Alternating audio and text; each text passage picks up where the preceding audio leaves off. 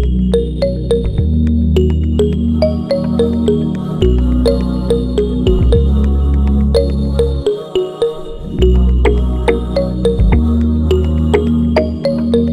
kata kuncinya memang behavior seseorang itu berkaitan dengan gut. Jadi kalau kita mungkin maaf ya, lagi bermasalah moodnya, perasaannya, segala macam, coba lihat makan apa dari tadi pagi. Ngefek, ngefek banget. Kalau saya, mood booster saya itu saya sudah tahu. Jadi kalau saya butuh sedikit di topping lagi mood boosternya, maka saya biasanya minum kopi sama coklat. Yang dikenal sebagai mocha. Ya kan? Kafe mocha gitu, biasa gitu. Ya. Kalau saya, jadi tiap orang tuh beda-beda. Ada yang mood boosternya kadang-kadang cuman makan kurma doang, pisang doang. Kita harus paham itu, sebab moodnya kita akan mempengaruhi aktivitas kita. Ya makanya dalam Islam kita dianjurkan banget untuk apa? Memperhatikan makanan. Sebab apa? Mood yang bermasalah akan mempengaruhi ibadah. Kan gitu. Sehingga urusan makan-memakan dalam Islam itu diatur luar biasa. Ya, kenapa Islam mengajarkan dalam surat Al-Waqiah sudah jelaskan dengan sangat jelas bahwa makan buah itu sebelum makan. Jelas gitu Allah sampaikan. Ya, supaya apa? Supaya kita dapat asupan enzim dulu. Apalagi kayak mungkin kalau kita bicara tentang tadi, bukan tadi, kalau kita bicara makanan-makanan yang miskin atau minus enzim. Ya, orang-orang yang makan makanan yang minus atau miskin enzim, miskin nutrisi, biasanya tubuhnya minta istirahat. Namanya apa? Ngantuk. Kan gitu. Betul nggak? Kalau teman-teman makan kayak begini nih, coba ambil. Contohnya ada semua. Perlu disiapin.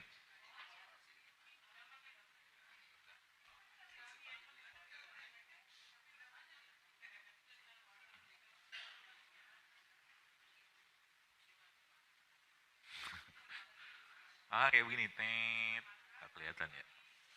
Atau gini lah nih.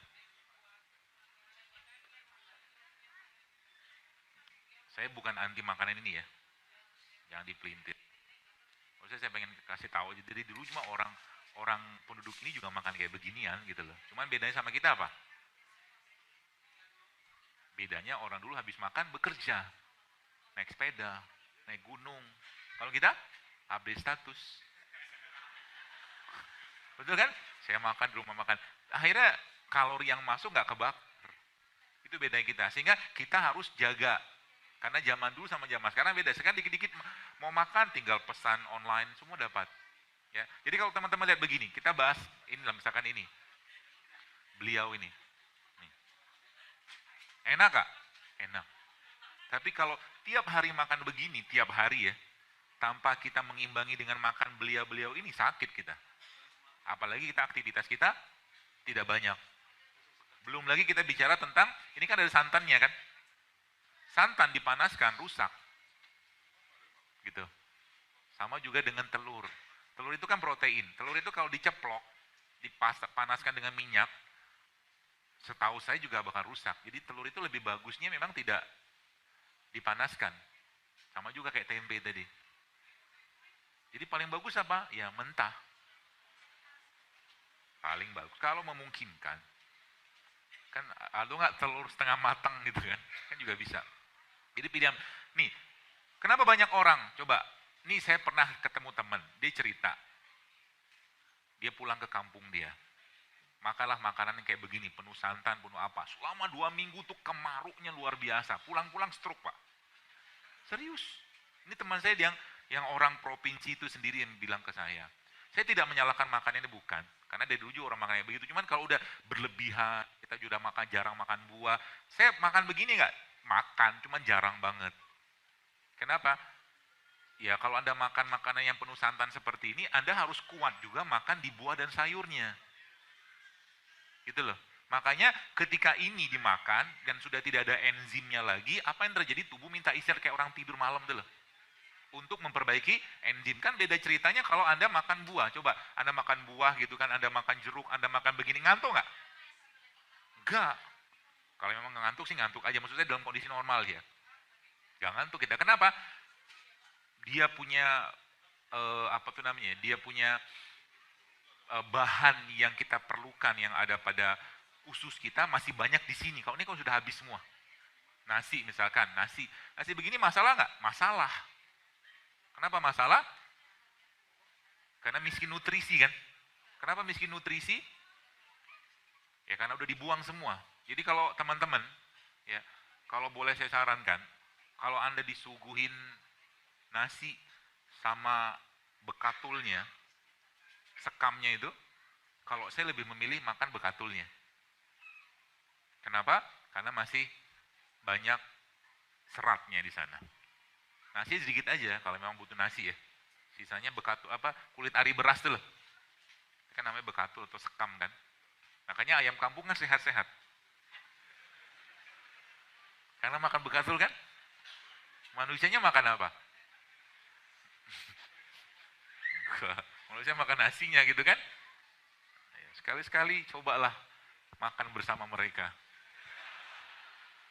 Rasakan nikmatnya bekatul. Bisa dibikin itu kok kue-kue gitu kan. Itu kan non gluten. Bekatul tuh non gluten loh. Makanya harganya lebih mahal. Ya, kalau orang tahu. Ya, jadi non gluten. Kata kunci non gluten. Jadi mulai sekarang Bapak sekalian, saya sih menyarankan begitu. Jadi perbaikilah perutnya, sayangi badan kita. Dengan cara apa? Mulai berkenalan dengan mereka-mereka ini nih. Dekatlah sama mereka ini. Nanti kehidupan kesehatan kita insya Allah lebih terjamin. Mood kita lebih baik, apalagi pandan. Bagi Anda yang mobilnya masih ada pewangi sintetik, saran saya ganti aja sama ini. Potong-potong, taruh di bawah mobilnya. Nanti wangi mobilnya. Nanti orang bilang, ada sajian apa di mobil gitu kan. Terus jawaban kita apa? Hidup sehat bro. Tapi memang iya, banyak mual-mual ketika masuk mobil itu gara-gara pewangi sintetik. Coba aja. Karena hidup kayak begitu, masuk langsung ke otak, pusing kita. Kalau saya lebih memilih mobil ya, nggak ada pewangi sekalian. Ya, nggak usah makan di mobil gitu kan, nggak perlu. Tapi kalau memang butuh pewangi ya, pandan salah satu itunya.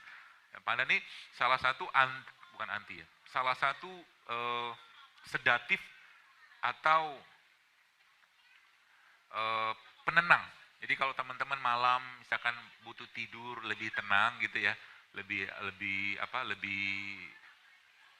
lelap, maka minum pandan. Pandannya nanti dipotong-potong gitu, masukin air panas, tunggu sebentar, kasih madu, minum sebelum tidur. Juga bisa. Ya, pandan. Seperti itu. Sampai jam berapa ya? Sampai jam berapa? 11. Mau datang jawab.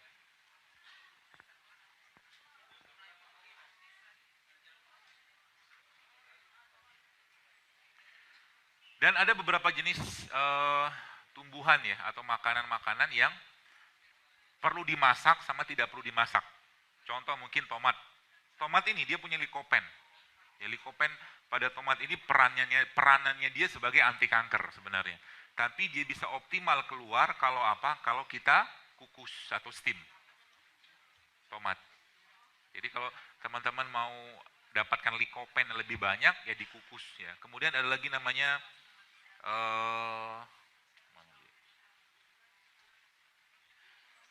brokoli. Brokoli. Jadi brokoli itu ada satu bahan, ini brokoli, gede banget. Ya, ada satu bahan pada brokoli namanya sulforapan. Sulforapan yang ada pada brokoli ini kalau kita makan, Bapak sekalian, dia bisa masuk ke badan kita dan dia bisa mengauto-detox. Cara mendapatkannya gimana? Anda bisa di steam atau dikukus atau dimentah kayak begini. Ya, jadi salah satu jus detox yang baik itu jus brokoli. Ya, bisa kita pakai itu. Kemudian yang gampang-gampang aja. Kemudian wortel. Wortel. Wortel ini ada beta karoten. Beta karoten pada wortelnya lebih baik, yang saya pahami ya, lebih baik atau optimalnya keluar kalau dia dimasak. Itu wortel. Ya, kemudian ada namanya paprika. Paprika itu paling bagus dimakan mentah. Ya, mentah. Jangan dimasak, makan mentah. Ya, makan mentah itu lebih baik. Ya. Kemudian yang terakhir jamur. Ya, jamur. Jadi disinilah obatnya kita teman sekalian. Obat-obatan kita di sini, dan hindari makanan ya, atau hindari Hindari makanan-makanan yang sudah dipanaskan berulang. Ya, salah satu tips kita untuk hidup sehat adalah kalau mau makan, masak. Makan, habiskan. Jangan dipanaskan berulang-ulang. Semakin diulang-ulang dipanaskan, semakin enak. Betul? Namanya apa? Rendang. Tapi sehat nggak? Nggak sehat. Maka rendang memang diklaim sebagai salah satu makanan paling enak di dunia. Tidak apa-apa, kita terima aja. Ya alhamdulillah. Tapi saya menyarankan, maksudnya kalau tiap hari makan rendang juga nggak bagus. Ya, kenapa? Ada santannya kan. Apalagi kita jarang makan buah, jarang makan sayur, jarang minum air, repot juga nanti badannya. Ya. Kata kuncinya adalah 80% lifestyle kita ya lebih dominan yang sehat. 20% silakan cheating kalau mau cheating. Ya. Kalau Anda tanya sama saya, misalkan dokter makan gorengan nggak? Makan, tapi jarang. Dokter makan nasi padang? Makan, tapi tidak makan nasinya. Kalau mungkin makan rendang itu pun jarang banget, berapa bulan sekali gitu, tapi jarang-jarang. Saya makan, tetap makan. Tapi karena 80% yang saya makan lebih banyak yang membuat badan saya lebih sehat. Dan etalasenya yang kita makan adalah badan kita. Jadi mau kita ngomong kayak apapun, kalau seandainya badan kita tidak menunjukkan vitalitas, atau mungkin maaf badannya secara lemak bertambah, berat badan bertambah, ya berarti kita belum benar makannya. Ya. Kalau udah benar makannya, maka tubuh akan ngebalance sendiri. Dan cara paling mudah untuk mendapatkan manfaat itu adalah mulailah untuk jangan terlalu sering makan. Atau mungkin bahasa sederhananya, mari kita perbanyak puasa. Mari kita perbanyak puasa.